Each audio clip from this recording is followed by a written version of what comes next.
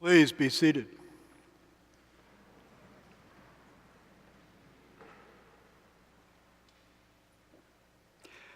I'd rather be in relationship than be right. I'd rather be in relationship than be right. These were my father's words. He was an Episcopal priest, and his voice was that of authority. I imagine that the Gettysburg Address must have been delivered in Dad's voice. He always seemed to be like Abraham Lincoln, a big marble figure proclaiming the truth. But this one I never got. I'd rather be in relationship than be right.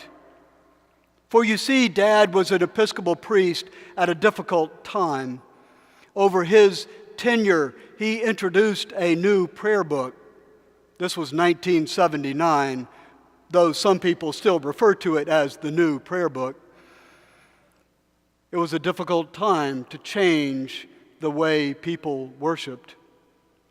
There was a wonderful story of Dad noticing that a woman, we'll call her Mrs. Smith, seated in the back of the worship space, continued to use the old prayer book.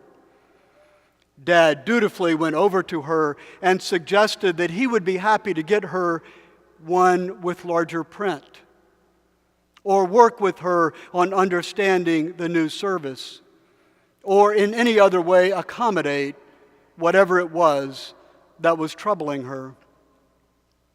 She looked up at him and she said, "Young man, I was here before you got here. I'll be here after you leave, and I'm not going to let you screw up my service." Yet, to look at Dad's career is to see again and again and again entering into conflict, standing up for what is right, leading change with all of the consequences that entails, integrating the church, ordaining women. Dad was rector of Christ Church in Savannah, Georgia for 22 years, and to read the history of the parish is to see this. Reverend Maxwell, they said, made many changes, and then they began to detail them. Finally, 2 paragraphs in, they said, the historian said, finally he stopped, and it was time. We had changed enough. I never understood I'd rather be in relationship than to be right. Because if you weren't right, I don't know what difference relationship made. I'm happy to be in relationship, don't get me wrong, just as soon as you acknowledge that I'm right. And I think this gives us a key for understanding our gospel today. The parable from Luke, which is known by some as the parable about the unjust steward. Because to read this parable is to wade into the weeds where it's hard to figure out where you are, or to see what to do, or to determine what is right. All of the efforts to look at this story, in my humble opinion, fall short. We look with great education and knowledge and experience at that story trying to determine what is right. But it won't let us. We want to call the steward unjust. Now, to understand what a steward is, I want you to think of Mr. Carson on Downton Abbey, that servant who is managing the estate, responsible for so much of what happens, distributing the money, taking care of the day-to-day operations. That's who the steward is, a manager. So we think, well, he's stolen from his master, but the story doesn't say that. It said he squandered the possessions, but maybe he was just incompetent. And then the story says that the master approved of this scheme, forgiving debts. The debts of the master, after all. What do you owe the master? 100, mark it to 50. What do you owe to the master? 100, mark it 80. But there's no indication that the master lost anything. Maybe that was his cut. Maybe it was a fraudulent interest that the master could not even admit to having charged. We don't know. We don't even know who thought he did the right thing. Was it the master or was it Jesus? The deeper we probe into this story, trying to figure out what is right, the more frustrating we become. Is it about being clever? Is it about stopping fraudulent behavior? Is it about restoring the honor of the master who, after all, was dishonored because of the squandering of his property? We don't really know. And what about all of those morals at the end? It's hard to make sense of all of those, too. But I think Dad's words, "I'd rather be in relationship than be right," help right here. Because I don't think the story is about right behavior, except to the extent that it's about relationship. Because what really happens to the steward is that his life falls apart. His status, his security, his very survival is threatened. And he reaches out. He reaches out to his community. He reaches out for relationship. We don't know if he was right or not. We only know that when it got tough, he turned to others. He found relationship, and in doing so, brought the community together. This is the one interpretive key that begins to make sense of all of the other interpretations. Is it about forgiveness? Maybe. Is it about honor-shame? Maybe. Is it about a Hellenistic reciprocity? Maybe. But what it is about is relationship. What it is about is a community being torn apart by certain practices that is brought back together. I'd rather be in relationship than be right.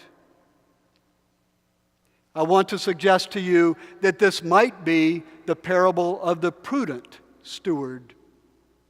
Not the unjust steward, but the prudent steward. Because it is prudent action which is validated and approved and cited by Jesus. Clever action that is prudent because it builds relationship, forms the community, brings people together. Many of you know that my father died unexpectedly only 2 weeks ago. And so the experience of being with him as he died and at his funeral is very vivid, very alive for me. And I had in my head all that Dad stood for, all of those things that he had done right. The prayer book, integration, women's ordination. I laughed at the memories of my own ordination. Dad looking at me in 2004 and saying, I did the prayer book. I did race. I did gender. This whole gay and lesbian thing, it's yours. And then the church where he had been found itself in 7 years of litigation, and Dad was dragged right back in it. There he was again, fighting for what was right, with integrity and force and voice.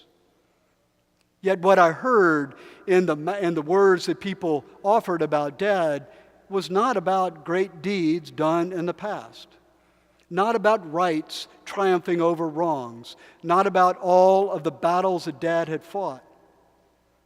It was insight that he gave me yesterday. Your father, a priest, said to me, you must accept the way they are. You cannot change them. It made all the difference to my ministry. One preacher told a story about Dad simply helping her through the liturgy when her anxiety rendered her incapable of proceeding. They were small things that happened yesterday and last week and last month. And they were all, every single one, about relationship. Dad did not shrink from a fight. He had his own sense of what was right, and he was going to tell you. But somehow, it wasn't more important than relationship.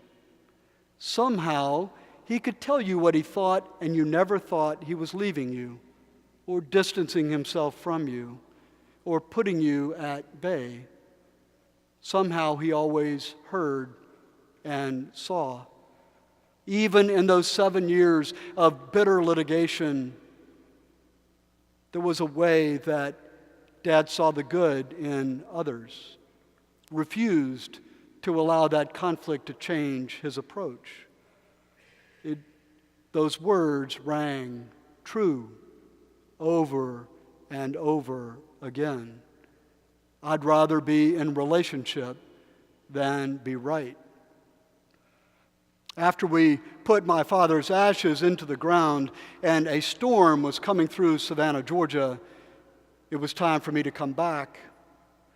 My time had been made tolerable and even possible because of the time I'd spent with my family, because of my friends and colleagues who had come down to be with me, because of the letters that I received from all of you, because of relationship and a knowledge that I was not there alone, disoriented, sad, but not alone.